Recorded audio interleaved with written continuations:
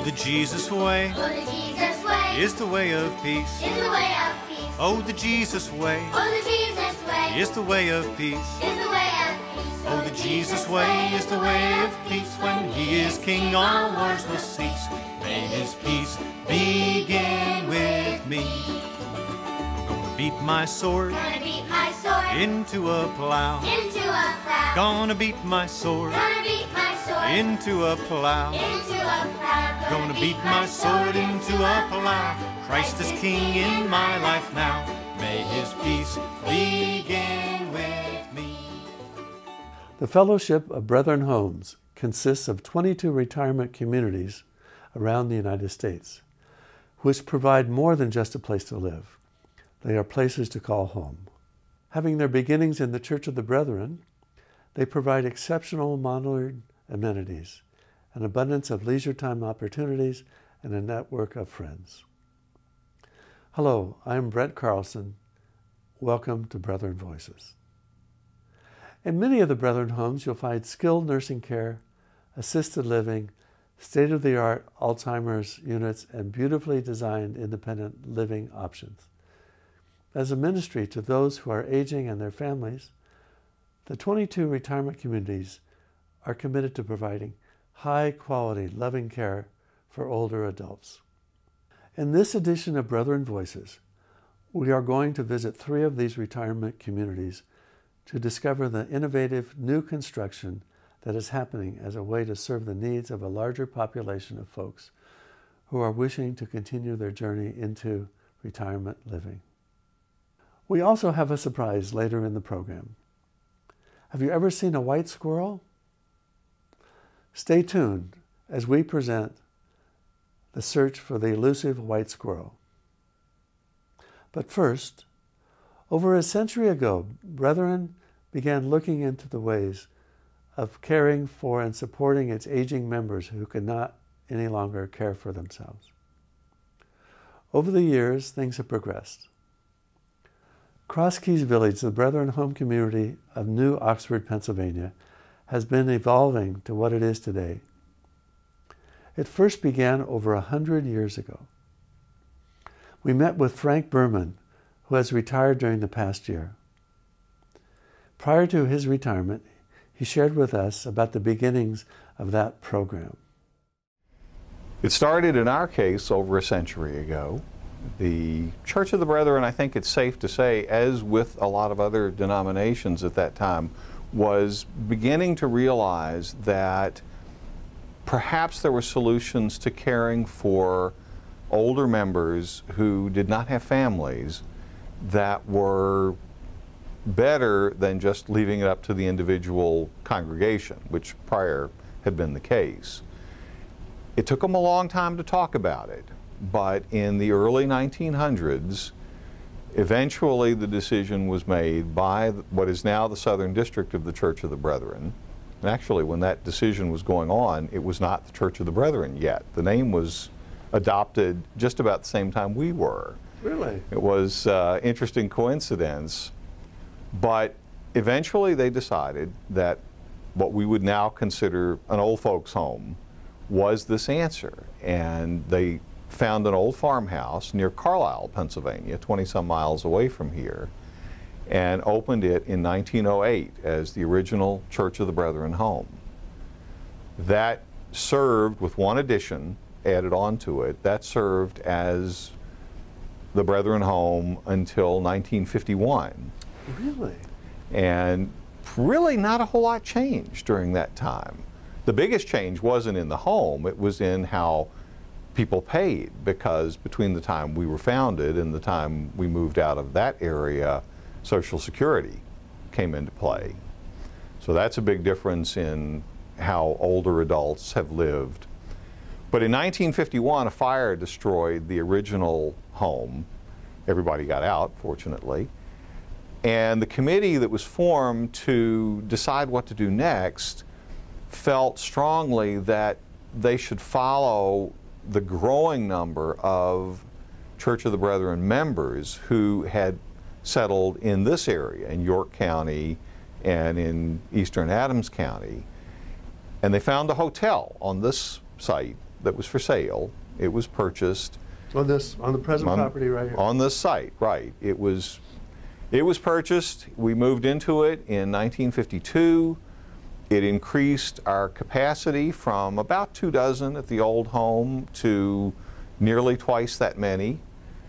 And we have then, in the 61 years since then, grown from the old folks' home, as it were, with 40-some people on 19 acres of land, to a full retirement community, continuing care, providing independent retirement living, personal care, and nursing for almost 1,000 people on a campus that's over 300 acres. Wow. Can you define for us independent living, assisted living, and personal care? Sure. Independent living really is not terribly different from living in your own neighborhood. It's age restricted. Your neighbors will be approximately the same age bracket as you are. Do you have a limit, like you have to be 55 or older or something like that? One member of a couple has to be at least 62. Oh. The other member can be as young as 55 if the one is 62. I'd say typically today, most people who move in, because people's health has improved so much, most people who move in don't make the change until they're in their 70s. Okay. What's the next level up? Is it assisted living? Here we call it personal care because the state of Pennsylvania has gotten into some regulation of what name gets used with what kind of care. But the next level would be personal care. There, all your meals are included in the care, and these are people who do need some assistance. It may only be with, it may be getting dressed in some cases. It may be with maintaining a pharmacy regimen. It may be something else. But these are people who are still capable of being relatively independent with the extra support services.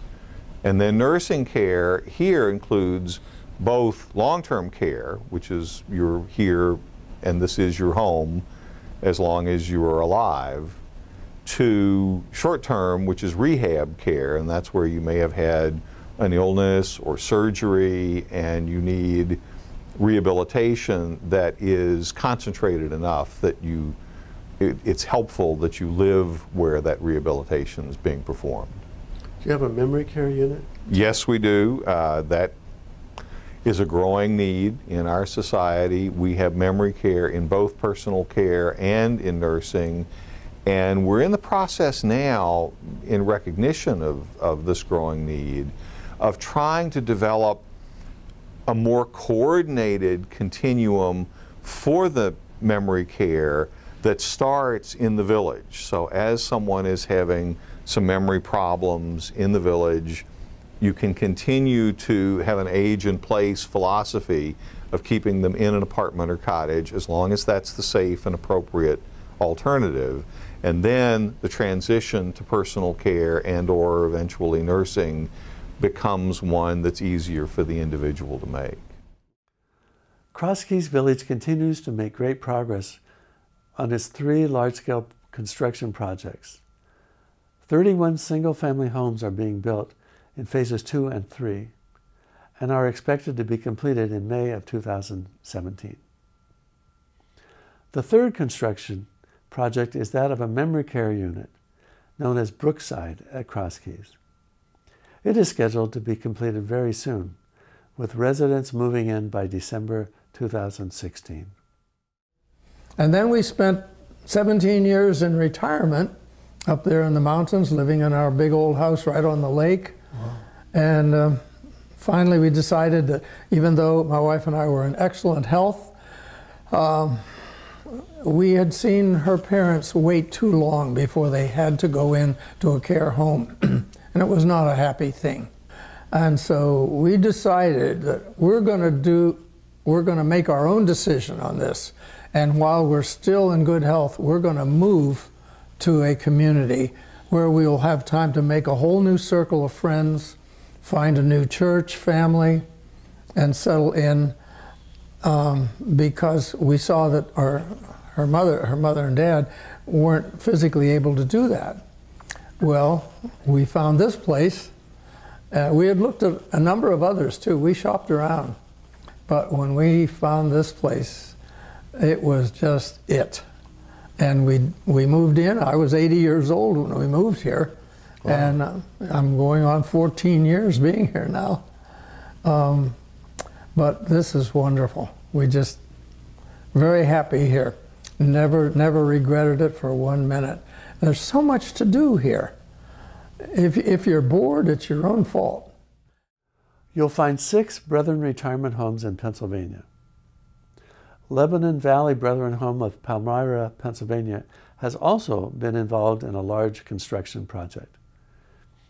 We'll be sharing with you about the new apartment building known as the Wheaton, which is now taking shape in Phase 2. Wheaton's Phase 1 is completed and taking new residents. But we wanted to share the locations of some of the other Brethren homes as they can be found from the east to the west coast of the United States. You will find another Brethren home in Bridgewater, Virginia, and 3 in the state of Ohio, in the communities of Greenville, Columbus, and Fostoria. In Maryland, you'll find the Farnakini Home and Village in Boonesboro, Maryland. We recently had a chance to visit the Cedars in McPherson, Kansas, and we'll tell you more about that experience in a bit.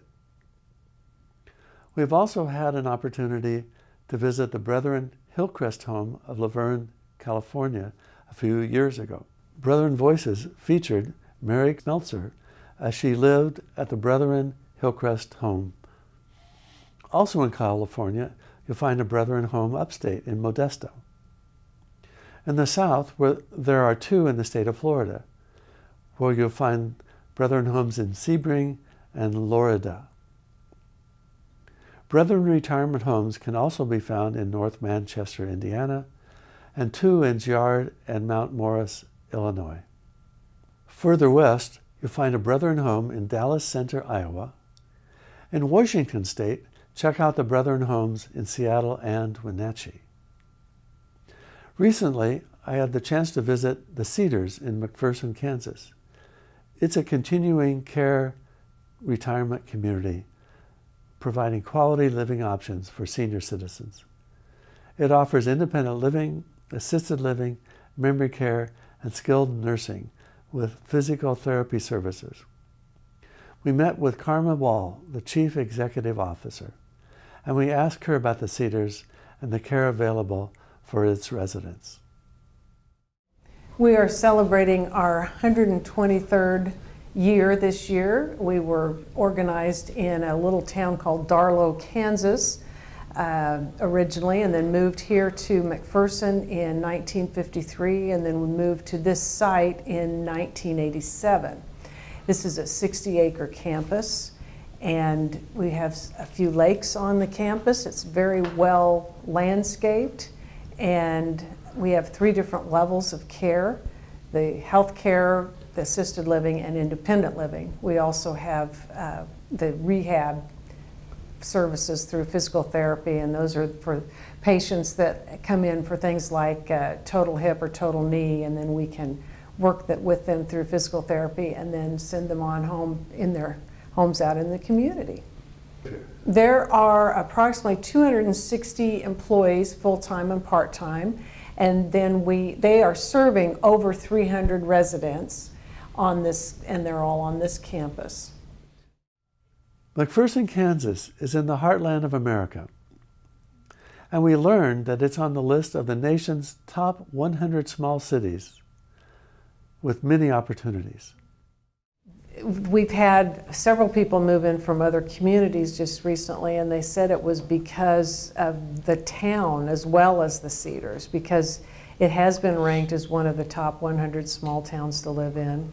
And we have an opera house here that I would put up against anybody's organization for entertainment. It's anything from opera to bluegrass to country western, and yeah, and it's. I think I would live here in a minute because if you didn't already. Sure, yeah, I kind of do live here already, but just because of the socialization, it's. I can honestly say I think it's a very, very good option. It's not just something you do because you can't live in your home. It would be a choice so that you could have great socialization and quality of life that would be better than living in your isolated home. When I had my 80th birthday, and I realized all of a sudden, I'm not part of the youth group anymore.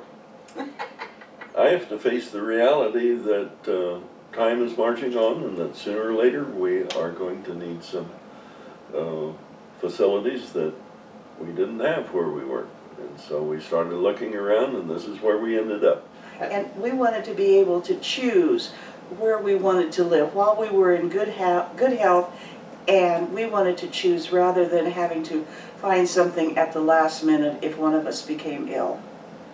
The Lebanon Valley Brethren Home of Palmyra, Pennsylvania, has been involved in a major construction project providing upscale options for apartment living.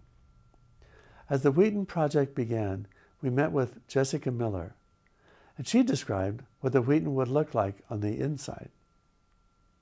And we are a continuing care retirement community that opened back in 1979. So we have all levels of care here, from independent living, which it makes up the majority of our community. And we have personal care. We also have dementia care and skilled care. We are also currently the only retirement community in the state of Pennsylvania to have what is called the greenhouses, and that's specific to nursing care. And we are working on an apartment building which is going to be called the Wheaton, and that apartment building will be 3 stories high. We'll have a total of 27 apartments in the apartment building, broken down between 1 bedrooms, 2 bedrooms, and 2-bedroom deluxe apartments. And with that apartment building, that will be all connected to our community center, to our main building, which is what we're seeing that our clientele is looking for. They're looking for a larger home style, like the separate duplexes we have in our community, but they're also looking to be connected and staying connected to things that they enjoy doing within our community. So we've married the size of the duplex and also the convenience of being in an apartment building, and we have come up with the Wheaton. Within the Wheaton, that's going to be a little bit more on the high end, more modern within our community, with granite countertops, modern shaker style cabinetry, stainless steel appliances. In the master bedroom, there's a nice walk-in closet, a large bath with double vanities, step-in showers, a nice sized large master bedroom for your larger bedroom furniture. Beautiful place to be able to even put maybe a chair or your dresser or your bureau, nightstand, really decorated and make it what you want. There's a second bedroom that can be used as a guest room for when you have family or friends come and stay with you, for the grandkids that might come and want to come over and help bake cookies or spend time with you, or be with their grandparents, and then they can stay overnight with you in the apartment and then come out to the different things that we have here. Like our convenience store, we have a gym for our residents to use. We have a pool for you to swim in and take swim classes in. We have strength and balance classes and other exercise classes. We have a wood shop. We have a big beautiful chapel that has movie nights, church services, has outside entertainment to come in, banquets, those sorts of things. So when winter comes, if it's raining cats and dogs, if it's snowing, if it's sleeting, anyone that's in the apartment is automatically connected. So it gives them that social aspect of not being secluded in their home, but being able to come down to the community center to socialize, to interact, to be with other people. The first phase of the Wheaton has been completed, and new residents have moved in. And a second phase of the project has begun with a completion date scheduled to be in the fall of 2017. And now for the surprise we warned you about. For those who have never seen a white squirrel, here's your chance. Tell the children to come and take a look at this. A special feature of Brethren Voices as captured on video at the Lebanon Valley Brethren Home in Palmyra, Pennsylvania.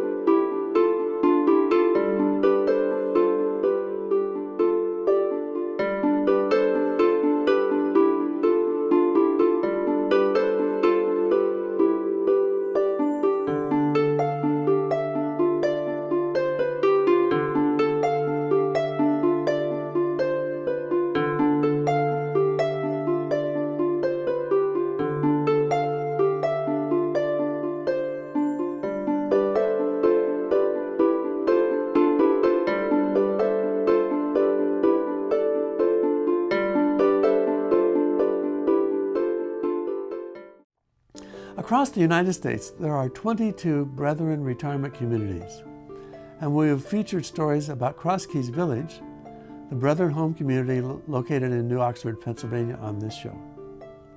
Close by, the Lebanon Valley Brethren home of Palmyra, Pennsylvania, is another Brethren retirement home that is located only an hour away from New Oxford, Pennsylvania by car.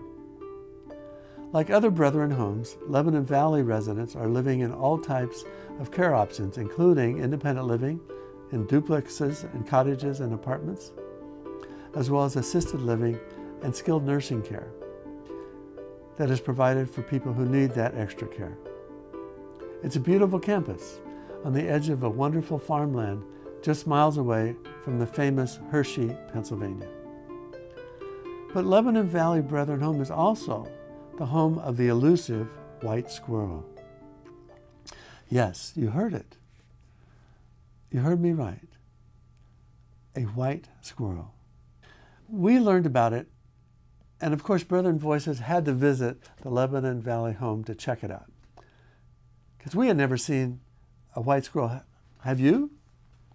They're quite rare, and you better have your camera handy because they get around quick and they don't stay long.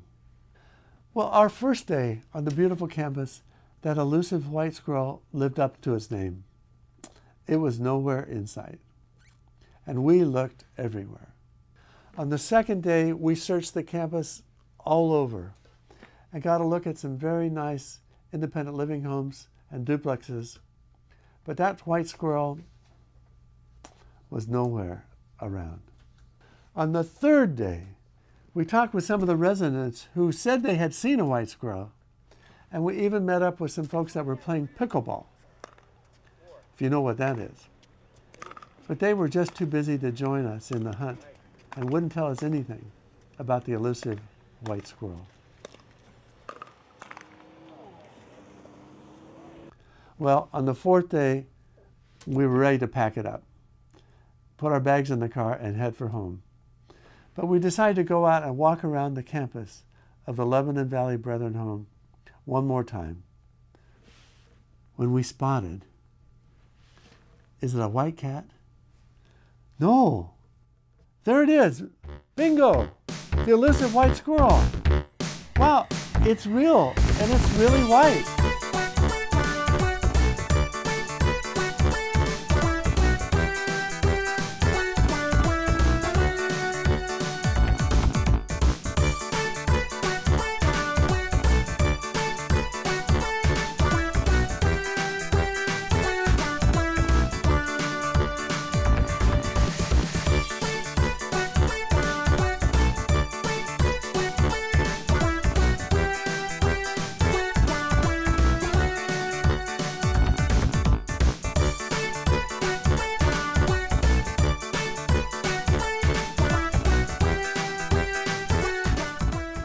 Since then, we've learned a few more things about white squirrels that we want to share with you. Actually, Rob Nelson, an ecologist from the University of Hawaii, shares the information on his website, untamedscience.com/biodiversity/white squirrel. White squirrels are almost always a white version of the eastern gray squirrel. And there are a few types of genetic aberrations that cause the white fur coats.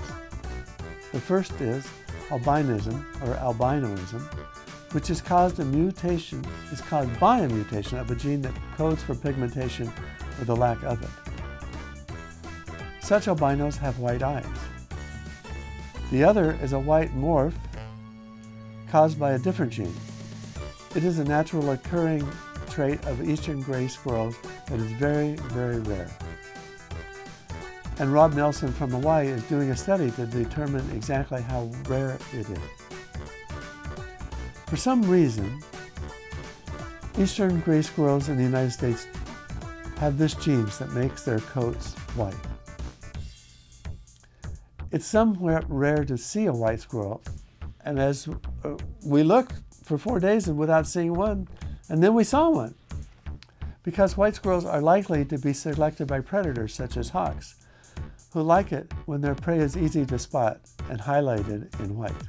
Well, there are a few towns in the United States which have an unusual number of white squirrels.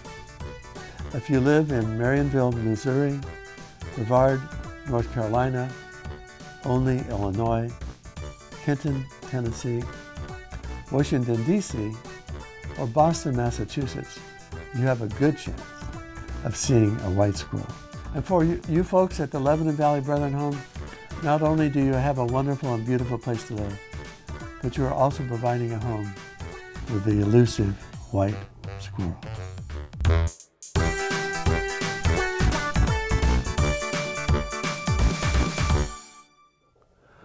Yes, Virginia, there is such a creature as a white squirrel. This is Brent Carlson for Brethren Voices, wishing you peace. All those who tread the path he trod shall be called the friends of God. May his peace begin with me. Oh, the Jesus way is the way of peace. Oh, the Jesus way is the way of peace. Oh, the Jesus way is the way of peace. When he is king, all wars will cease. May his peace